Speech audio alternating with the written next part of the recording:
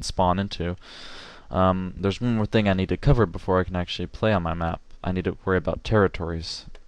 So before you leave the object editor, you want to add some munition points, fuel points, or manpower resource points. Basically, what those represent are territories. They represent an individual territory for each, depending on how many you place.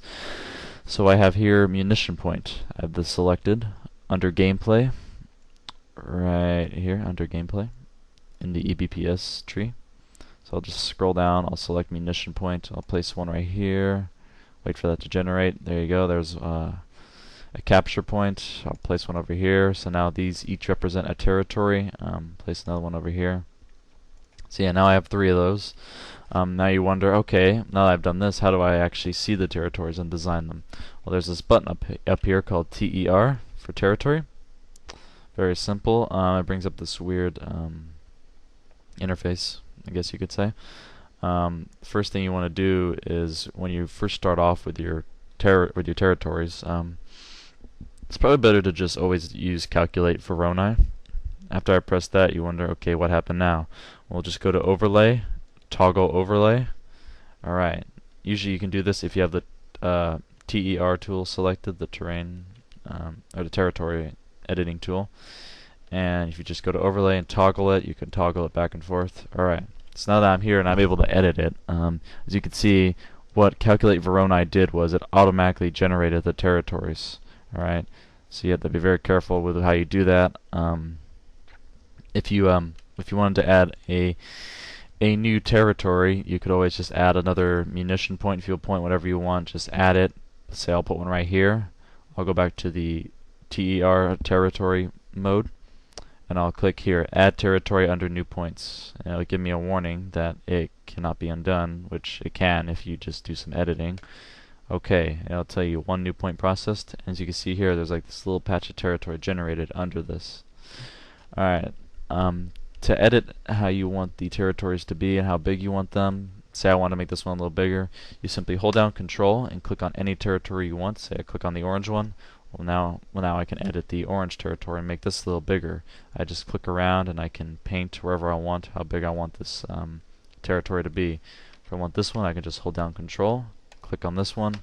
I can make this one a little bigger as well. So yeah, that's how you design and paint territories. So let's say I have that all done. I have my territories. I'm ready to go. Alright, for Europe and Ruins, if you have a new map and you're making it for Europe and Ruins, basically you request to get added to the archive file. Now the archive file makes it so that it's very simple for players within the community to install and get the maps going right away. Makes it so that your SGA shows up in the custom scenario whatever area to get a multiplayer game going. So once you have your map added to the archive file, you are ready to go. There are 2 ways to do SGAs. Alright, first one I'm going to cover is the basic one, where it's just really basic, gets the map going essentially. Alright, so basically what you're going to do is under scenario properties, you always want to make your map, whatever you want to call it, new map parentheses 2 for example. Okay, that's all good. Now if I'm going to save the map, I always want to make sure that I save it as the same for the SGA file. The SGA file has to always be the same, because if it's in the archive file, then it's set to a set whatever it's called.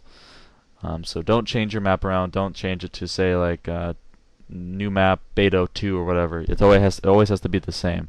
So when I call my map something like 2p new map, it's always important that you include how many players there's going to be. So for this one we have 2 players, so 2p underscore and the map name. So every time I make a map for Europe and Ruins, I have to make sure that when I update it, it looks exactly the same. So what I do is I'd save that. I'd wait for it to save, and then after I'm done saving it, I'd want to get the SGA. So the simple way to do that would be to go to File and Export Package.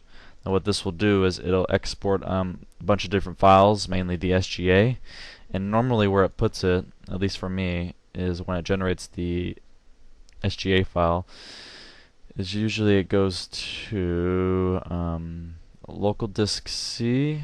Wait a minute. No, I don't think so. You go to Alright, you go to My Documents, My Games, Company of Heroes. Wait for that for a sec. Alright, under WW2 and Scenarios. So in this folder right here, owner being whatever your username is for your computer, this is where the SGA will go, right here. Alright? And when you have that SGA, you can upload it, share it with everyone. If your map's in the archive file, you can simply add the SGA to Europe and Ruins Archives folder right here under Company of Heroes, Europe and Ruins Archives. You just throw the SGA in there, and if it's in the archive file and it matches exactly the name, then you should be ready to go. So as you can see here, I have a bunch of other maps from Europe and Ruins in there, all ready to go. So yeah, that's how you do the first area of making an SGA. The next way I'll show you how to do it, which will be in the next tutorial, is using the Core 6 Mod Studio.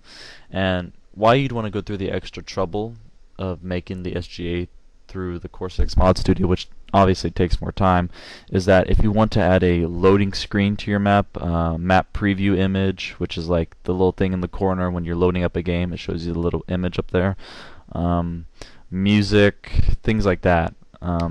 That's what you want to do to add it. Weather options, for another example. So if you want like all four of those things, and possibly some others I'm not naming, into your map, you have to go the long way and use the Core 6 Mod Studio for that.